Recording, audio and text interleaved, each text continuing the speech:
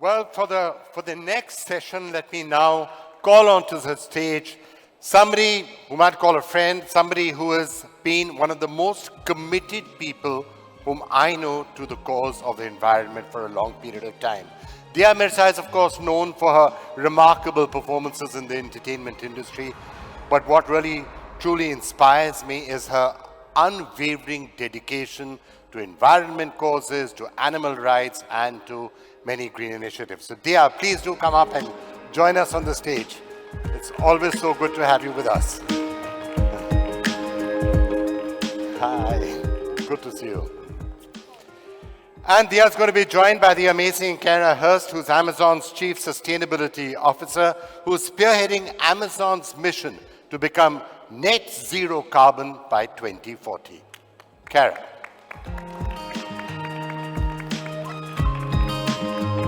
I'm going to handing it over to you, Dia.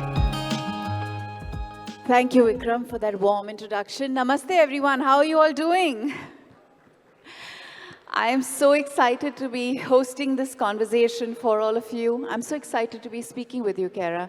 As a woman, I deeply admire your leadership. And while speaking with you, I discovered that you've been in this role for 10 years. But just as an opener to this conversation, I'm very curious to know, when did it all start for you? When did sustainability truly begin to matter? Well, thank you for being here today with us and your leadership as well. There's been so much I learned in a quick amount of time with what you're doing to support women and small businesses as well. So it's exciting to be here today, and I'm always happy to return to India. This has been a lifelong passion for me. I've been at Amazon in this role for 10 years, but for me, it really started actually with the love of oceans. My family spends a lot of time. I grew up in the eastern coast of the United States and found a love for oceans and sea life and connection to nature in that way. My grandfather gave me a subscription to a magazine called National Geographic when I was very young, and I was very taken with the photography and all of that. And in a full circle moment, our sustainability team at Amazon decided to partner with National Geographic and support some of the artists, photographers, and sculptors and others who use their art to promote climate change awareness. And so that was really interesting. So a lot of really interesting work that we'll talk about today, but that's where it started for me. It always starts with the connection with nature. Thank you for sharing that, Kara. Can you share an overview of Amazon's sustainability work globally? I think it's important for everyone in India to get the global perspective. Of course. The way that we really approach sustainability is we think about it across all of our businesses. When we think big and we're innovating, we really look at how we find solutions at Amazon. And this really started, it started 10 years ago when we think about our work across science and technology, but also when we think about starting with a big goal. And then that led us 5 years ago to start something called the Climate Pledge in 2019. And that is, as was mentioned, our commitment to be net zero carbon across our global operations by 2040, 10 years ahead of the Paris Agreement. And for a company of our scale and our size, that was a huge commitment. And we did that not only for Amazon, but as an invitation to others, because we know that we can't go this alone. And of course, collaboration is incredibly important in sustainability. And if you fast forward now, 5 years later, we have over 535 companies that have joined us in that climate pledge. So that signals that the climate pledge really resonated and was needed. That includes 12 companies here in India. So that's an amazing set of action. That's companies like Greenco and HCL, Tech Mahindra, UPL. But we've also been investing in things like renewable energy. We're the largest corporate purchaser of renewable energy in the world and the largest purchaser here in India. We made a commitment to be 100% renewable across our global operations by 2030, but we actually announced that we hit that early in 2023, 7 years early. Kara, I'll never forget when that announcement first came in. I was so excited about it because what Amazon does can truly lead and define the way forward for the rest of us. So thank you. That was amazing and so important. Can you share with us what you're doing specifically in the space of climate and environment in India? Sure. It's great to see all the progress here. And of course, a lot of the things that the government is doing and the companies are doing in India contribute to that.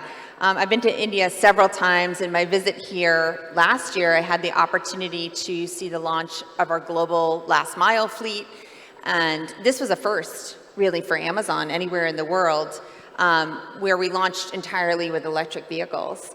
And we've made a huge amount of progress on that electrification. We now have over, recently we announced we have over 7,300 of those vehicles on the road.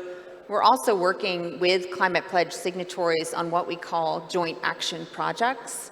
So this is really about decarbonization in our operations, incredibly important. So these are comprehensive initiatives like EV charging network infrastructure. We have one project in Bengaluru, which is our headquarters in India. It's a project called JULE, or Joint Operation Unifying Last Mile Electrification. It's a long name, that's why we call it JULE. We also have another project that one is going to be about 5,500 charging stations by 2030, so that's quite a big effort. We also have another project called Lane Shift underway, and that's with the mayors of the C40 cities.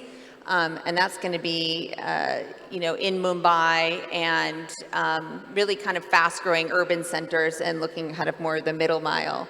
But there's really interesting things that we're doing on also water and waste. So we share what I would say India's vision for long-term sustainability commitments in our data center business, which is, of course, a water-intensive business. Data centers use water for cooling. We have a 2030 commitment to return more water than we use in our data center operations. So we call it water positive. And last year, I was able to tour some of the sites that we're working on with our partners at water.org and see some of the benefits of that to the communities where we operate firsthand.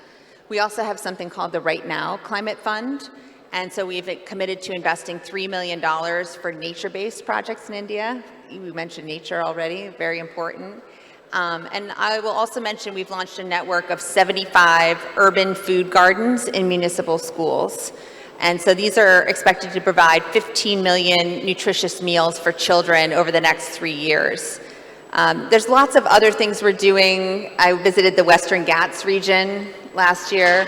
And we have a wild carbon project there. It's a UNESCO World Heritage Site many of you would probably be familiar with, supporting farmers in their planting. And we're going to commit to plant more than 1 million trees in that area. So these are things that we're doing outside of our operations and in the communities where we are. But we're also doing things for our customers, those people who shop on the site.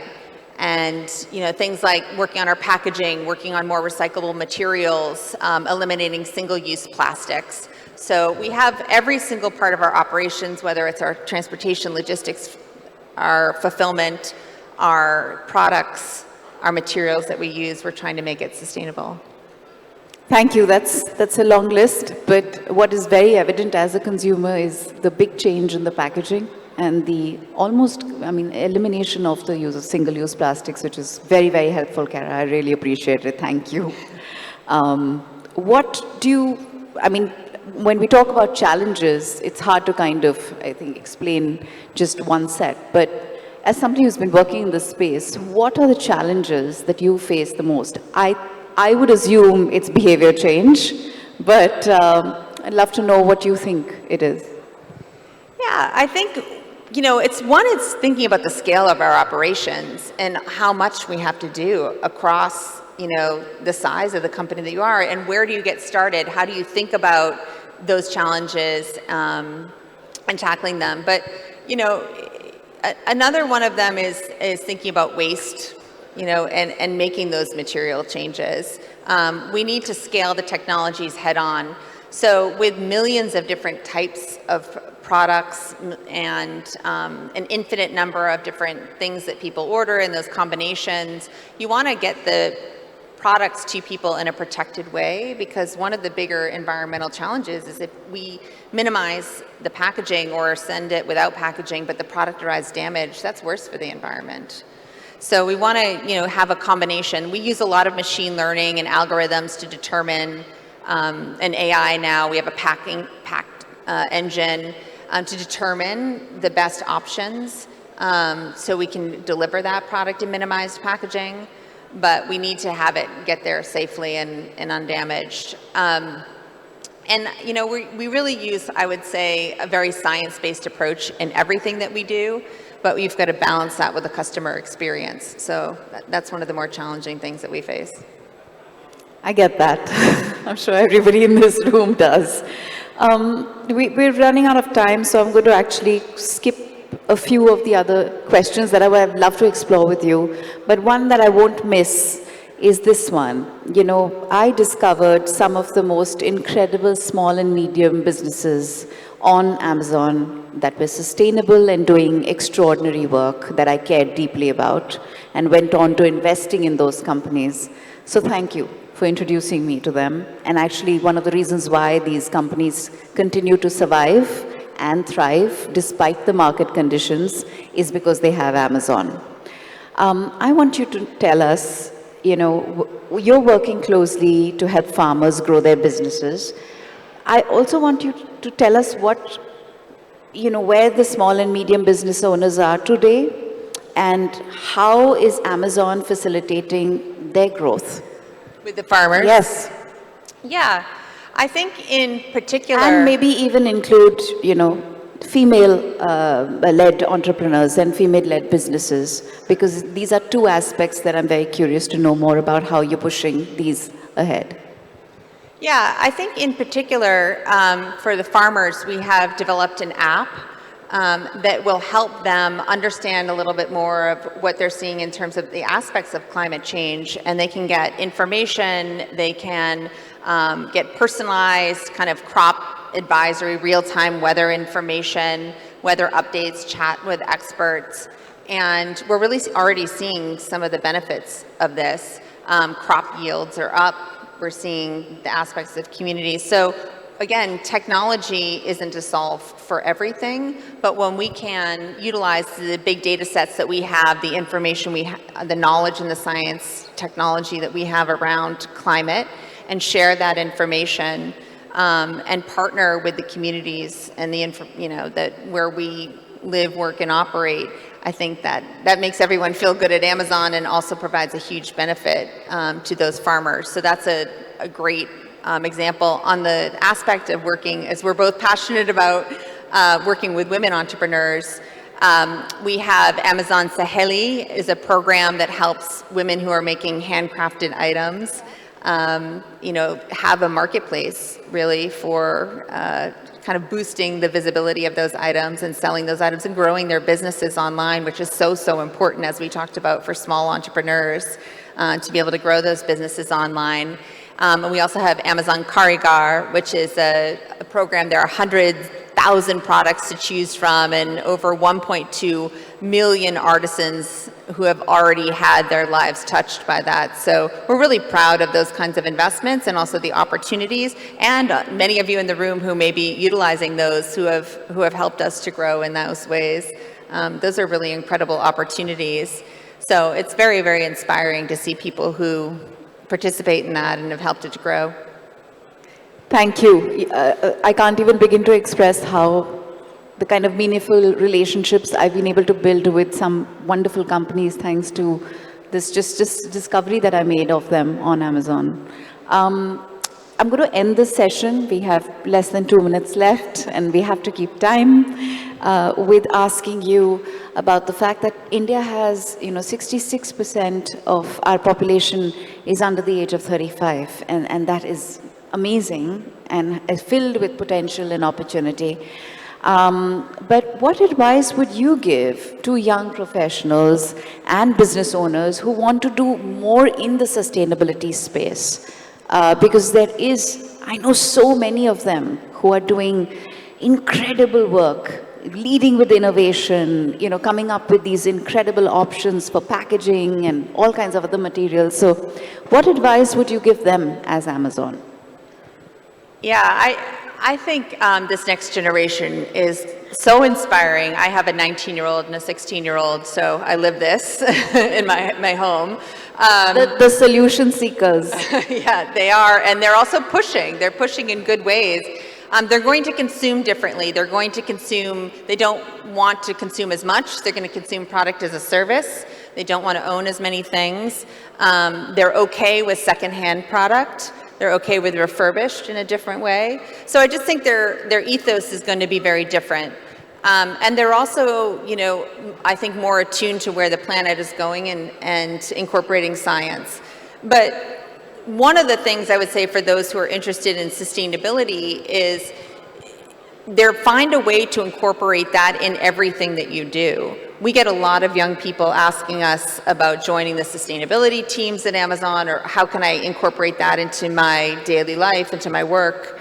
And it is so important for us to have, as an example, folks who are sustainability minded in our tech teams, in our data center teams, in our operations, in our logistics. So the way that we organize this at Amazon is that we need people who are in the business asking those questions at every single meeting, not just the ones that are sustainability meetings. And I think if you are an investor, you talked about investing in companies, asking those questions of the companies that you invest in. What kinds of materials are you using? How can you make that more sustainable?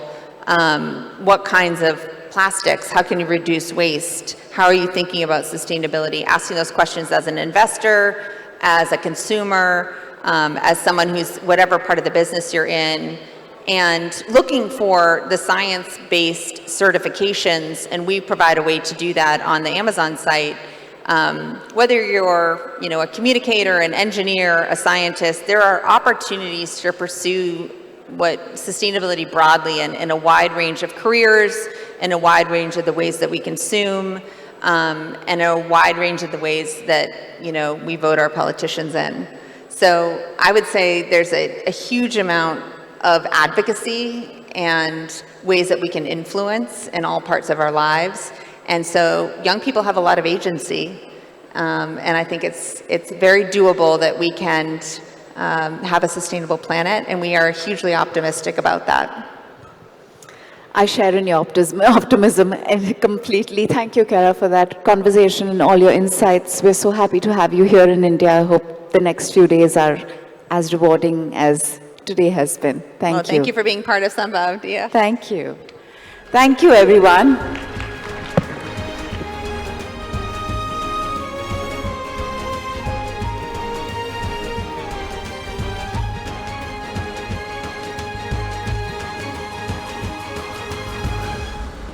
Amazon संभव नए India की नई रफ्तार।